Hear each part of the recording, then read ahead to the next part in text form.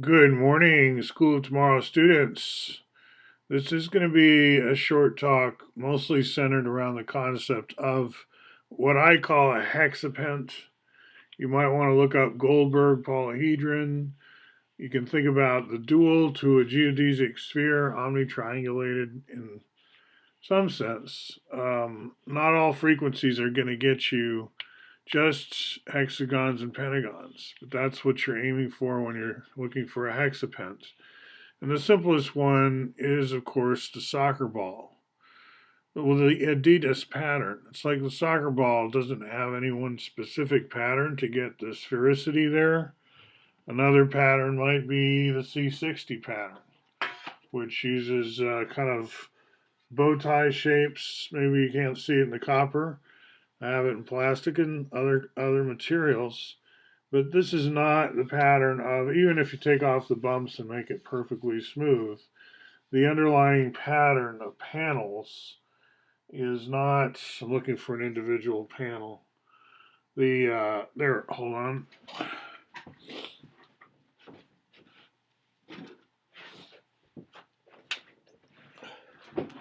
See what an Adidas soccer ball looks like is the kind of classic hexapent that we all associate with a soccer ball. But what I'm saying is that the panels that you use to compose a soccer ball don't have to be hexagons and pentagons. They can be other shapes. And from that, you can get a sphere anyway. Tiling the Sphere or Divided Spheres by Ed Popko. It's a good primer, a good place to start with some of this thinking. But then we also think not of soccer ball necessarily, but of a new discovery in the 1980s, which that even in nature, in fact, in interstellar space, because Harold Kroto here was pretty much a radio astronomer. He's looking out into space and he's seeing this spike that would lead him to think that there's some atom out there, molecule that is made of 60 carbon atoms. And, people in the oil industry spontaneously imagine like polymer chains or, long things, not these exquisite cages that turned out to be out there and be creatable here on Earth as well, of course.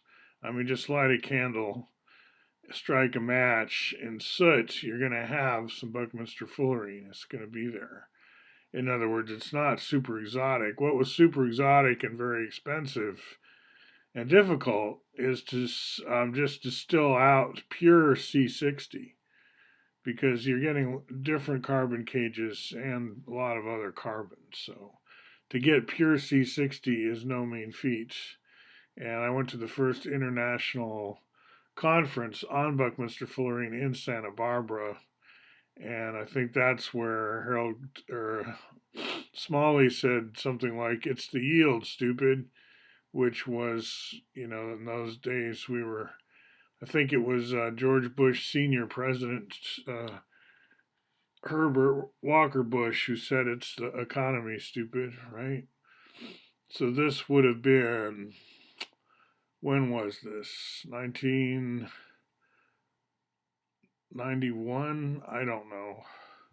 This is Applewhite's writing, and I'm scrolling through here at Applewhite. We talked about him in the last episode. So let's see where we can go with this. Basically, into gaming in a big way. I've got this meme HP4E, which is hexapence for everyone, very obscure, given hexapent is hardly even in the Oxford Dictionary. A design of hexagons and pentagons, like you see here. That's Derek. I have some more to say about him. Coming up, so continuing with hexapence for everyone, we've got what Glenn calls the global matrix, which you could see as kind of like this. Imagine going higher and higher frequency. You're always going to have these 12 pentagons, which you can sort of pick out here and there if you look, but it's all the rest are hexagons. There's one of the pentagons there. Here's a pentagon over here. and this was a game of life, right? The Conway game of life, except I had to make up slightly different rules because why? There's 6 around 1, except in some cases there's 4 around 1. So what are you going to be your rules for Conway's game of life? And I implemented this in Visual Python, I believe, quite some time ago in the 90s. So this is correspondence with Harold Croto. He's sending this to me to help document how he kind of pulled the name Buckminster Fullerene out of a hat. Now, he did get a Nobel Prize shared with 2 others, Smalley and a more shy guy who doesn't take a lot of limelight. And it's a breakthrough, right, in 1980s chemistry, this Buckminster Fullerene stuff. And we went down to Onami, which is the nanotechnology headquarters here in Oregon, and talked about nano stuff, including fullerene. We talk a lot in the Silicon Forest about graphene, which is kind of just like Buckminster Fullerene, except you've opened up the carbon balls into infinite sheets. They're not truly infinite, but like a whole globe, if you cut it open and to make it graphene. In other words, you can get rid of the pentagons.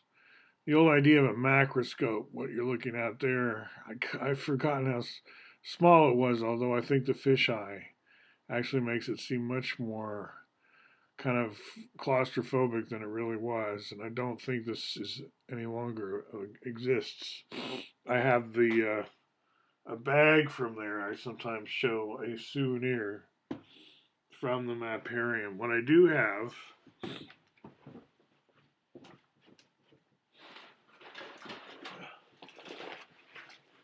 this is the bag they gave us at that first international conference on Buckminster Fullerene in Santa Barbara. And I carry around modules. These are by David Koski, actually, handmade by David Koski, the master of modules. Kind of building with blocks. Check out Synergetics, the invention behind the invention. So what I'm suggesting is connecting the dots into actual gamer community, where you've got whole planets defined as hexapence, and then you've got like a computer angle as to how do you label them all, how do you address the grids, and how do you describe pathways on the grids. And I'm showing a American Computer Science League puzzle, like the sample kind of puzzle that they use in the contests for practice we're doing in our programming class. But you can see the challenges, right? Getting data to display in these hexapence. You know, it's not like I'm telling you this isn't being done. This is being done. It's a big push right now to hexapentalize global data, the way Glenn has always imagined, this global matrix. So that's a big project, and there are many aspects to it, one of which is Game World, okay? Now I'm going to end with showing you again how to access some resources, and as a target, we're going to look up the word precession in the Synergetics dictionary. Remember, this is a skill we go over sometimes, accessing our resources. One front end, it's not by any means your only front end, is myworldgame.blogspot.com, and down the right side, you have your Synergetics dictionary online. And so this is going to be real easy, assuming this server still exists and so on. That's not a given. That's something we're happy every day when things still work, if they do. Okay, you can look into JPEGs or PDF file format. Let's go with JPEG. And you don't just type the word you're looking for. You gradually sort of drill down by going where you want to go and then jumping ahead like you're looking up by hand in a dictionary. I'm going like in jumps of 100 now. I'm up to PL. Shall I do another 500 forward? I'm up to preventative, so I've gone too far. Let's go back 100, praying, forward 20. So there we are, precession. Is the effect of any body in motion upon any other body in motion. And the closer the proximity, the more powerful the effect. And since all known bodies of micro, macro universe are always in motion, all the inner effects of all bodies are always precessional, and those effects always result in the production of an angular change of course in the affected bodies. So this is the way Bucky writes. And it's really, I would say, because it's not a reductionist science, it's more like a poetic language that's been very infused with science, that you get some kind of hybrid that is more than the sum of its parts.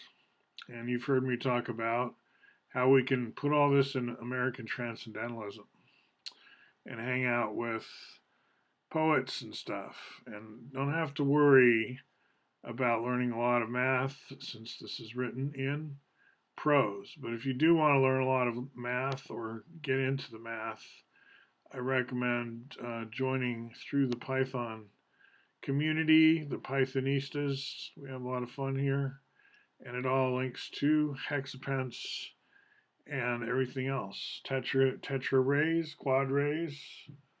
quadray coordinates. Lots in this channel on that topic. Something very few kids on your block know anything about. So if you want to stand out and distinguish yourself in some way, quadrays, check it out in Wikipedia even as a good place to start. We'll talk to you soon.